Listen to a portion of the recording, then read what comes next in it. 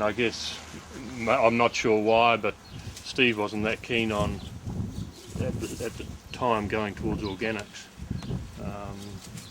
Maybe he'd spent a lot of money on setting up the company, and didn't want to risk, as he saw it, his production. So I guess when I first got here, what I wanted to do was start reducing the pesticides and herbicide use. So my main focus now is on soil biology and the biology that actually lives on the vines. Is it I guess the perhaps the only obstacle to organics is the under-row growth, isn't it? Yeah, exactly. Yeah. Well, this block, for example, hasn't been weed sprayed for 3 years. There's been no sort of under vine cultivation, mowing or anything. So, it's as tall as everything gets. So I'm quite happy with that. Yeah. I guess what I'm hoping that will happen is that, it has happened, is the broadleaf weeds, the tall growing weeds have now been replaced by grasses. They're short grasses, so there's no interference into the canopy.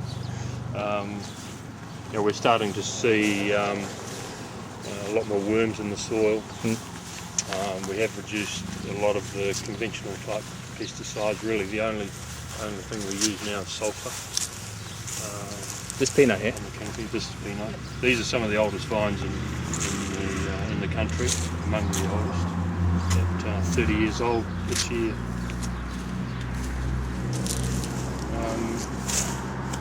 I use compost teas, which I bring in from Australia. Yeah. Sleeping teas. Yeah. Yep. So basically there's 3. There's a foliar, a ground application, and one we use just after veraison. How do they make them? It's interesting. It's the products that go into them, things like molasses, seaweed powders. There's some biodynamic preparations. They go out and get fungi and biologically rich soil, and they put that into the tea as well. These guys have been producing this stuff for over 8 years, so they've got some organic growers of vegetables and so forth in Australia, and they take soils from them and add them to the teas.